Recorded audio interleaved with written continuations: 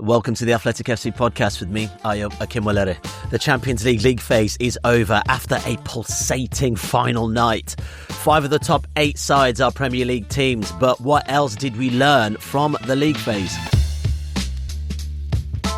All right, in with us today, we've got Seb, Stafford-Bloor. We've also got Jack Lang as well. Well, Jack, let's start with the game you were working across the Athletic for. Benfica coming up with a historic win over Real Madrid. Jose Mourinho getting one over his old side. The old master still has some tricks up his sleeve, doesn't he? Seems to, yeah. I mean, I'm not quite sure how much of it was within his control. It was one of those games that followed its own path, really. It was a weird one because the dynamic of it moved in such a slow way for most of it. You know, Benfica were fantastic, actually. They could have scored 3, 4, 5 goals before the hour mark. And as the match ebbed away, you know, Madrid was still in the top 8. Benfica were kind of in, kind of out. And there was the pattern of the game was really set. And then it changed a couple of weird ways. Like Madrid got bumped out of the top 8 and they suddenly started panicking. Benfica thought they were through when they weren't, so they were kind of playing inappropriate football for the last 20 minutes. Like Mourinho was bringing on defensive midfielders, didn't seem to realise that the goal difference was not favouring them. And then obviously Madrid start playing, Benfica pretty happy with the result as it stands, and then finally the message gets across, and there is a kind of the panic really of sending the goalkeeper forward was only really the last 2 or 3 minutes of injury time, because until then Mourinho didn't seem to quite clock that his team were going out. So it was I would probably be slightly reluctant to call it a Mourinho masterclass, but certainly the team played really, really well. So like as a performance, I give him full credit, but I think it was a night that could easily have got away from him, and very almost did. Yeah, do you know what? After the match, I basically went down a wormhole of goalkeepers scoring. Trubin's goal was beautiful, actually. And I went back to sort of Premier League heritage jets. I was looking at Peter Schmeichel, Aston Villa, in the box, scoring a goal, and a nice little kick at the edge of the box. And I look at, I think it was Tim Howard, scores from his side of the pitch, big kick over, and then it obviously goes in the other side. I just thought, like, which do you think is most satisfying for a goalkeeper? To get one in on the box, or to actually score it from your side of the field, gents? Oh, box. Definitely box, because like I always think when you score from like a goal kick which has caught the wind or taken a massive bounce off the pitch, I think that's just a bit of a freak. This was just like, I remember looking at it thinking, if Les Ferdinand had scored that, that's a really great finish. And then fair play to him, he also celebrated like he'd been there before. Like nice, calm knee slide, bit of composure, looked cool. It looked like a 10 goal a season attacking midfielder. It's a brilliant finish. I'm going to tell you there's middle ground there, Io. It's not just freak goal kicks and 5-yard headers. The world of the South American goalkeeper, I mean, check out Rogério Ceni, you know, probably scored 40-odd free kicks for Sao Paulo. Jose Luis Chilavert banging, he scored a free kick from the halfway line, and believe you me, that was intentional. So I like a little bit of dead ball mastery from my goalkeeper, actually, but you know, you stick to your 2-yard headers, mate. All good. All right, let's move to Real Madrid, Seb. Look, Real Madrid dropping out the top 8 as a result of the defeat at Benfica. Now, we shared your lack of conviction in their quality in depth, but I mean, Real Madrid now, I would say 2 seasons running, have been really relatively disappointing in the Champions League, don't you think, Seb? Yeah, they have, but I'm really wary because how long have we been speaking about Real Madrid in these terms, where they sort of walk through the group stages in this sort of zombie-like state, seem kind of indifferent to losses. Of course, the modern format means that the jeopardy has been reduced, so they can afford to lose at home to Manchester City, for instance. And then when it comes down to it, even when they don't necessarily play well in the knockout stages, you know, they find a way through. And I say that was probably the case the last time they won the European Cup. Certainly in that final against Borussia Dortmund, the first hour they were second best, could have been 2 goals down, and somehow ended up on the top of the pile at the end of it. So I'm not concerned. I'm also I remember when there wasn't a lot of drama beyond this game, and I remember looking at the pool of teams that have qualified for the playoff stage now, it's an absolute shocker. Like if you were a small team and you snuck into the playoff round and you thought that's a pretty good result, or if you were one of the bigger teams and you see it as a kind of a safety net, and all of a sudden your game finishes and be like, yeah, well, I've got a playoff probably against Galatasaray, and all of a sudden it's no, you're going to go and play Real Madrid. It's a shocker, absolute shocker. So we'll see. I'm not at the point where I'm concerned. I'm also. I saw parts of the game last night, and clearly, I don't know if Jack will agree, but it seems as if Real Madrid were firmly in third gear and in that kind of strange mood that Real Madrid have, where it seems like they can't quite be bothered. So I'm sure as and when that changes, they'll probably be fine and a force to be reckoned with. Yeah, I don't disagree with that. It was apathetic, I think, at best from them. They rarely had a good attack. I mean, there were kind of little flashes. Mbappe's finishing kept them in it, really, and Benfica's wastefulness. But honestly, a 4-1 halftime scoreline would not have been out of place. Worth noting that they are still missing a lot of defenders, but their play in attack was just listless, and defensively they were really poor. I mean, Raul Asensio was absolutely all over the place. Alvaro Carreras, the left back, was just not there for a lot of it. Like Benfica were just kind of swarming forward. It wasn't kind of, you may expect in that situation Benfica kind of to huff and puff and maybe not land any blows, but Real Madrid committed enough men half-heartedly forward that they kept getting caught, like 4-on-3, 5-on-4, I guess. That's how maths work. And just they were just not at it at all. And I think the frustration was shown in the kind of the 2 red cards, and Arbeloa didn't look best pleased after the match either. Jack, when at full time, I maybe I missed some context, but a lot of the Real Madrid players surrounded the referee because the full time whistle went pretty much instantly after the goal.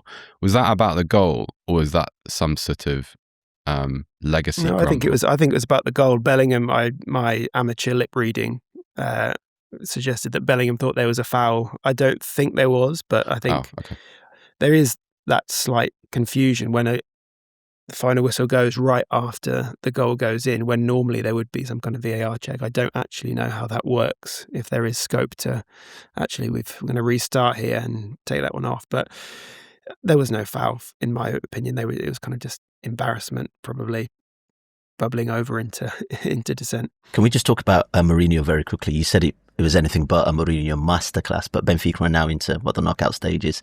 Is there enough in his box of tricks to try and get this one over the line, Jack? Get it over the line as in, like, go to further the in the competition? Yeah, go further. They're not winning it. Look, let's be honest. Benfica aren't winning this. I would be surprised. Like, it's not a good Benfica team. There were a few mitigating circumstances. They had a few absences as well, injuries and suspensions. But they're third in the Portuguese league, 10 points off the top. That's gone. They're out of both domestic cups. Benfica is one of those clubs that is just a constant psychodrama.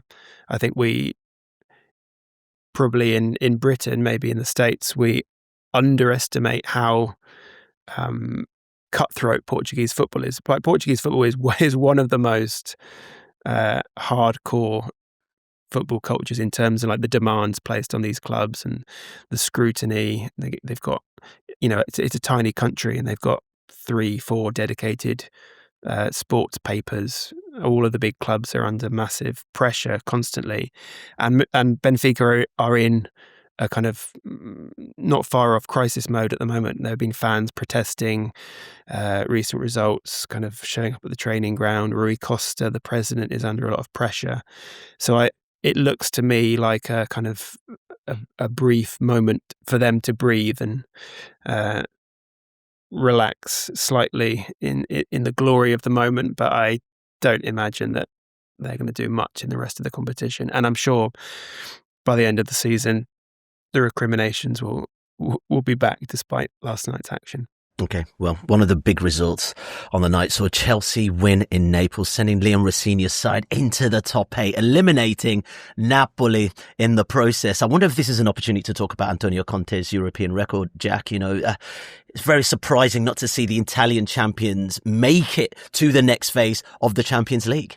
Yeah, I think so. I mean, with Conte, our colleague James Horncastle has repeatedly mounted a defence of him, saying that he often takes over teams who are a long way off that level and either gets them into the Champions League or brings their level up, even if they're not natural contenders. I mean, Inter is probably the obvious counterexample to that, but at the other clubs he's taken over. I mean, Napoli, to take this example, were not in any position to challenge for the Italian league before he took over. He's turned them into that. He's turned them into a team that is in the Champions League regularly. And would you expect them to do better? Yes, probably. They've definitely disappointed this season, but they've probably got more injuries and more significant injuries than most teams in Europe. Lukaku obviously has been missing for months. Kevin De Bruyne hasn't played since October, I don't think. And even then, kind of some of the signings they've added to the squad have not really cut it since the summer. So certainly, yeah, like a massive disappointment, not just to they didn't miss out on it by a whisker either. I think they're like down in 30th below, Paphos, Union Saint-Gilloise. They would be expecting more than that. And yeah, I think Conte will probably be perhaps happy to be able to focus on the league, because their league campaign has also been slightly disrupted by absences. At least they now have a sole focus and maybe can mount a better defensive Serie A. Yeah, Seb, I guess my question is, are there just some managers that just can't cut it in the Champions League? I mean, frustratingly, I think both Juve and Inter, who Conte coached, reached the Champions League finals within 2 seasons of him departing. Compare him to people like Allegri, Pep Guardiola, Jose Mourinho, Ancelotti, for instance. The hierarchy of managers, they've done really well in this competition, whereas he hasn't necessarily. Yeah, it's a difficult one. Also, you'd look at someone like Unai Emery, who developed a reputation as being a kind of a master of European competition. I'm probably not smart enough to understand what it is, but I don't think I believe in the idea of someone who can't cut it. I think there are managers who are better at handling the resources and at the kind of the tension that exists between balancing a league campaign and preparing for European competition. I think there are different coaches who apply different priorities to it. I also think we exist in this really strange world where, because of the inequities in European football, your ability to compete in European football really depends on where you're coaching, how you can preserve your resources. For instance, like if you're a head coach who utilizes a system which depends on wing backs, for instance, I think that's a lot easier if you're managing in the Premier League and you can afford to have 4 wing backs, all fresh, all playing 1 game a week, rather than necessarily, I don't know, for instance, if you were, it's just an example, it's not really with reference to Antonio Conte, if you were coaching in Italy and you have 2 first choice players and maybe half an option either side. So I think there's all sorts of factors here, and I don't necessarily think it's really fair to compare coaches over what is essentially a really uneven playing field. Fair enough. I just want to take a little moment to have a little shout out for Antonio Vergara. I don't know if you saw his goal. Gents, I mean, a boy from Napoli playing in the Maradona Stadium, scores a goal doing a Maradona turn and then plays it to the side of the keeper, Jack. I mean, it's fairy tale stuff. A little shining light for Napoli, at least. Definitely. I mean, there's something. There is something about Napoli, isn't there? There's something about that stadium and those nights that even, we know it's a city that has experienced a lot of low moments throughout football, and I think that is what makes their pluckiness all the more special. And even, as you say, even on a night when everything is going to absolute insert expletive here, they do come up with a moment. There's a moment. There's an underdog moment, like the local kid, and that you can be sure that will be woven into whatever whatever legend this kid comes up with at Napoli, even if it becomes nothing at all, they will remember that night. And if he becomes something, that is kind of a great first chapter in the story. Can we have a chat about Chelsea, one of 5 Premier League teams straight into the last 16? I want to touch on, I guess, the specific differences, though, Seb, between the competitions between Premier League and also Champions League, for instance. But I wonder what we've learned about the strength and the money of teams in the Premier League versus across Europe, Seb. A range of different things. First and foremost, the resources, the ability to keep players fresh, the ability to rotate players in and out of positions, in and out of the side. I think also if you look at the strength and depth of the average Premier League team, I know, for instance, there's a bad example at the moment. Tottenham are struggling with all sorts of, and they had like sort of 12 fit players for their game against Eintracht Frankfurt. But I think also there's become this tendency among certainly the kind of the elite Premier League clubs to hoover talent, to be kind of the dragnet in the sea of the sea of footballers. Goodness me, someone cut that. But you know what I'm saying? Like you don't necessarily. These teams don't necessarily go out shopping for the sake of building a first team anymore. They go out to create this big pool of talent, which can be used and it can be maintained because you can afford to meet the wage bill in a way that European teams can't. And that certainly shows during continental competition. The other thing, and I don't think this is a particularly original point, but when I've been to games, particularly in person in the Champions League this season, and actually probably going back a few seasons now, I've been struck by the physical gap. There is a technical advantage that the Premier League clubs enjoy, but I also think the conditioning, and you see this a little bit when players move into the Premier League and move to England from elsewhere. Typically, the first thing that happens in the initial 6 months after they move is they go and put on 5 kilos of weight because they have to. Now, I think what's been interesting is if you see even Premier League teams who are not playing well or who are a little bit average relative to the rest of the Premier League, when they come to face even good European sides, you can see that physical advantage paying off, and European sides really struggling to deal with it. I covered the Tottenham game against Borussia Dortmund and was struck in the first sort of 20 minutes, half an hour, by how, for instance, Dortmund couldn't cope with Tottenham's press. Now, when was the last time anyone said that about Tottenham? Right? Tottenham are a really poor side at the moment. Dortmund, in the context of German football, second in the Bundesliga, clearly, and by some distance, the second best team in Germany at the moment. And yet they just it almost looked like a senior team playing against an under-23 side at times, just because of the gap. And I think that's the big thing. I think that's the big talking point. There's all sorts of factors that channel into that and create that physical advantage, but I think that's the most visible part of it. Yeah, I guess there's something in there in terms of the profile of the players, Jack. You know, even if we go back to Napoli, I mean, they're getting a Kevin De Bruyne at the latter part of his career. He might still be able to do the job, but, you know, he's still not the De Bruyne of the glory days of Manchester City, for instance. And you flip to a team like Arsenal, who are able to sort of rotate when they can because they've had that money, they've had that injection of cash. It is massively a disadvantage considering all these leagues, even the top leagues in Europe, don't have that kind of cash. Absolutely. And you see the kind of excitement that a move like De Bruyne generates. And, you know, in Premier League fans, we kind of shrug at it. Like, he has been one of the best midfielders. Is he anymore? Not really. He's a guy who's entering the twilight of his career. It's quite interesting. I, throughout my career, followed Brazilian football quite a lot. And that was always the pattern of you get 17, 18-year-olds playing brilliantly and then leaving before they'd played 50 matches, and you'd get the kind of the bigger names would come when they were 33, 34. I don't think we're quite there with European football, but the stratification is heading in that direction.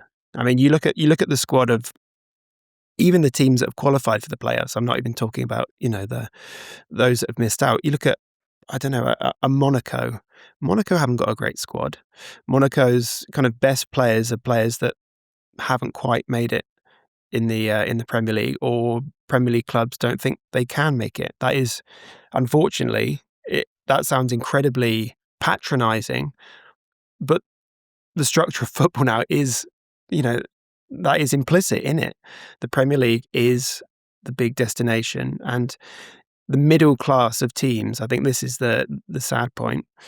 The middle class of teams can only sign those really exceptional players in very strange circumstances. Either, I was thinking this week about Endrick at Lyon. I mean, that's the kind of signing that used to happen quite a lot and has only really happened on this occasion because circumstances have conspired to force him out of Madrid and to a team where he knows he will play every week. If there wasn't a World Cup around the corner, maybe he would have gone somewhere else and been a slightly more rotation option. But 15, 20 years ago, Lyon had world-class players, maybe only one or two. Porto had world-class players, again, maybe only one or two. Today, you look around that kind of second tier of European football and the cupboards are quite bare. And it's, for us watching Premier League football week in, week out, we can enjoy it to some extent, but something has been lost, I think. It feels like it's a really good point. And it's also quite sad to watch how, and I'm not criticizing clubs for doing this, but there are so many clubs around Europe now who they target development phase players because they see their role as a seller to the Premier League. They're either chasing great talent or either dumb English money. And that's completely inevitable, and it is the right strategy to employ, of course. But if you go back to, and Jack mentioned some of the teams that I think we all kind of grew up watching from Europe. I can remember that Lyon team, and having to go there was always a nightmare. Sporting Club de Lisbon, the Portugal even. But like the spread and ratioing of talent and mid-career talent across the continent was just far greater now. And I also think it's one of those, talks about physical gaps. Like if you're playing against teams who are either selecting players who aren't quite good enough to play in the Premier League or who are perhaps 2 or 3 years away from developing the abilities or consistencies to earn a transfer there, of course you're going to see a disparity. So true. In terms of that physicality, is that why you think Liverpool basically did well in the Champions League? Seb, you mentioned obviously Spurs, but in comparison, look at Karabakh, they absolutely smashed them. Definitely a mismatch in general, but it's allowed Liverpool, even a weaker team in the Premier League right now, to actually feel like a much more solid team in the Champions League. Yeah, I wonder. I might be completely wrong with this, but I'm not sure how bad Liverpool are. I think they're not what they were, and there's clearly been a drop-off, and they are not the aggregate of their individual parts. I accept that. But also, I think some of their deficiencies are exaggerated by, for instance, an Arsenal team who are unbelievably good defensively, who are very, very secure. And I think when you see some of these teams in Europe, you see them really for what they are rather than kind of what the big pantomime of the Premier League says that they are. I don't know if that's fair. I don't cover Premier League football, but that's always the impression that I get. I think Liverpool are a flawed team. They've got issues. They've got some sort of obvious balance problems and some individual players playing within themselves. I don't think they're a catastrophe in I don't think they're a hopeless case. So I don't look at it as a situation where, oh my God, they've hammered Karabakh. Actually, maybe they're pretty good. Like it feels like we live in a slightly altered reality in English football. Okay, well, Newcastle were the only Premier League side not to make the top 8. Anthony Gordon, Jack, basically spoke about how different it was to play in the Champions League compared to the Premier League, and it's sort of harking back to what Seb was saying, that it's like Liverpool are an okay team with faults, but actually, when you come to the Champions League and teams actually want to play football, in quotation marks, it's much easier to express yourself. It's much easier to see what the value of the team is in that competition versus perhaps the Premier League where you're always hitting low blocks and whatever. Yeah, absolutely. I mean, the only thing about Anthony Gordon's quote that I found a bit odd was him saying that the Premier League is like basketball. Like I would have thought it was the opposite, like the end-to-end nature of it. But I take the overall sweep of his point, which is that the Premier League, because of that physicality, because of I think, we've talked endlessly about the throw-ins and the dead balls and all of this. And I don't think every team is like that by any means, but there has been certainly a kind of a mass, levelling up, a rising tide lifts all boats, as they say. And I suppose Arsenal's dead ball prowess over the last 2-3 seasons has clearly led to an overall increase in emphasis on those things. And yeah, look, the average goals per game in the Champions League this season, 3.39, and the Premier League is like 2.7 something. So nearly, essentially a goal every other game more in the Champions League. And I think there is still a kind of, in a way that favours the Premier League teams, really, that there is still a diversity of quality and approaches in Europe. And still, I think, there was a period when Europe was, for, a decade or more, like back in the 90s, Europe was terrifying for Premier League teams. And then we kind of completely worked it out. And now, I think it's, you just have to look at the table, and it is quite straightforward for the Premier League teams. So there is that. There is, there's no reason that Premier League teams would embrace a more open style of play necessarily, except for the fact that they hold an advantage whatever style of game is being played, I think. Yeah, before we move on, just a shout out to PSG, who don't look as convincing in Ligue 1 this season, and also don't look as convincing in the Champions League either, but I'm sure we'll come on to that on another podcast. Right, let's move on, because ahead of Wednesday night's game, Arsenal and Bayern Munich, who finished first and second, were the only two sides certain of finishing in the top 8. Jack, you spoke about Arsenal already. The only side to win all 8 matches. I mean, what do you think of them as main contenders? Because let's not forget, they were actually very great contenders last season in the Champions League as well, and came faulted in the semi-finals. Yeah, I mean, they're just a supremely competent side. I watch them, and for all that they've wobbled in the Premier League in the last few weeks, I think in Europe, you just, if you're an opposition team coming up against them, you would just be tearing your hair out, I think, because they're so well drilled. They've got so many options in every position, and I think the good thing about their squad is that they have options that slightly change the dynamics. So they're not just kind of like for like players in every position. You've got slight variations. When Gyökeres plays up front, Havertz plays up front, Mourinho plays up front, Gabriel Jesus plays up front. Those are all slightly different ways of playing. So I think as a playing squad, it's one of the best squads that I've ever seen in European football, frankly. I think the question for them is whether the pressure of Premier League football and there is, I don't think it's unfair to say that there is a psychological element to them getting over the line in the Premier League or otherwise. I wonder whether that will kind of eventually break up their tranquility in Europe, because they've completely worry-free in Europe so far, and it would be great for them if they could keep that, like Europe as kind of their happy place. Well, even when the Premier League is difficult, but one thing tends to bleed into another. So I think, eventually fighting on both fronts will present its own kind of challenge. But so far, you cannot fault them. They've been amazing.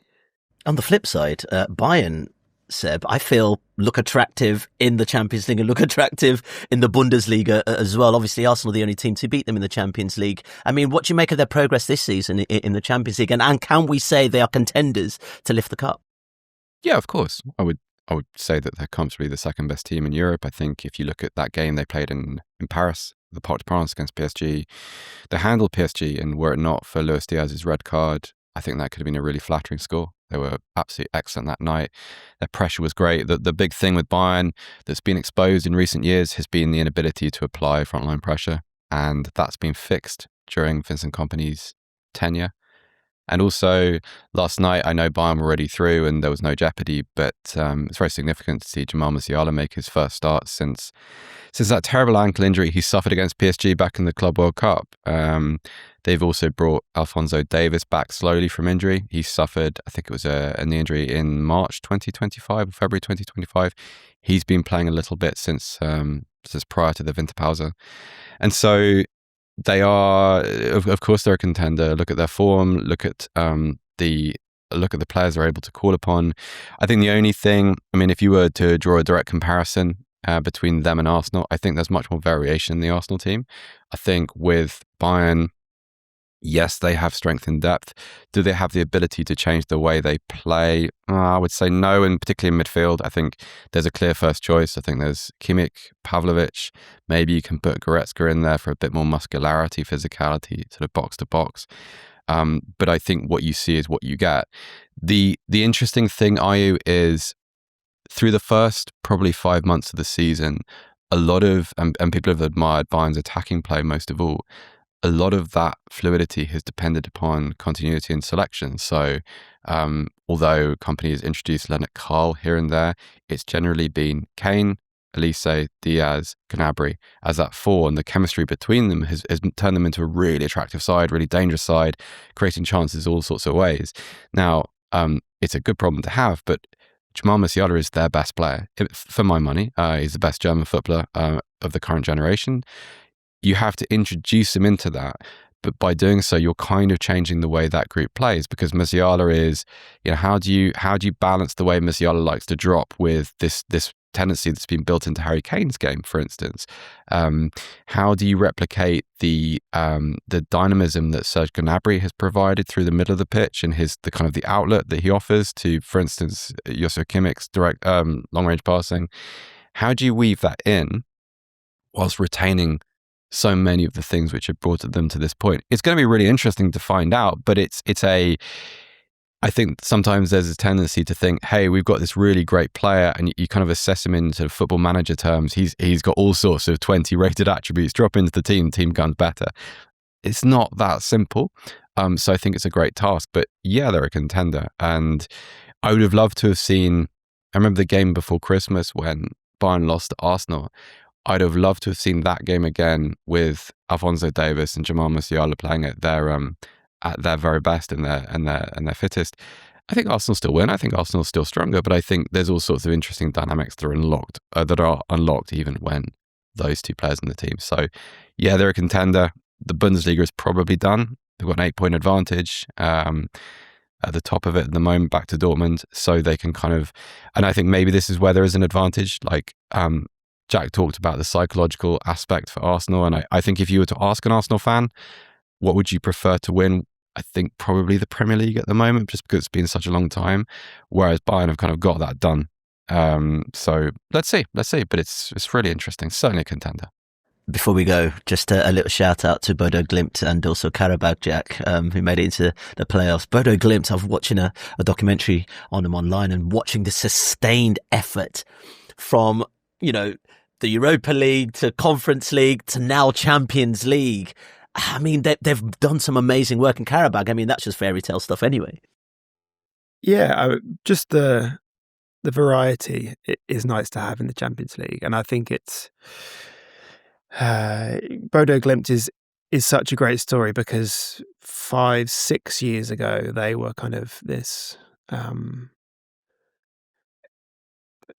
a whisper you heard around Europe of, this team in Norway, they're playing such amazing football, and there were a couple of long reads around them then, and they were kind of picked off, slightly lost a few of their big players, one of whom, Jens Petter Hauge, is now back and one of the better players in this season's group stage.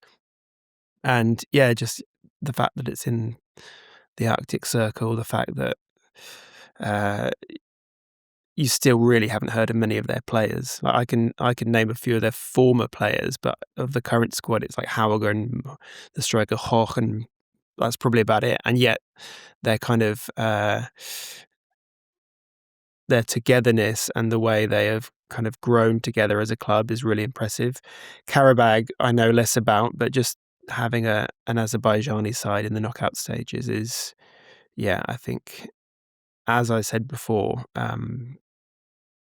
people do lots of different things to football tournaments, and they make them bigger and they change the format, and in my view make them almost always worse. And yet people can point to, like, well, actually we've broadened the scope of this competition in these ways by this this new format. All right, gents. I really enjoyed that. Let's leave it there. Seb, Jack, appreciate your time. And also thank you guys for watching. We'll be back soon. For more from the Athletic FC podcast, make sure you like and subscribe to the channel. We've got top journalists like David Ornstein, Matt Slater, Adam Crafton, Carl Anker, and plenty more through the entire season. Make sure you don't miss an episode of the Athletic FC. You can get it wherever you get your podcasts from.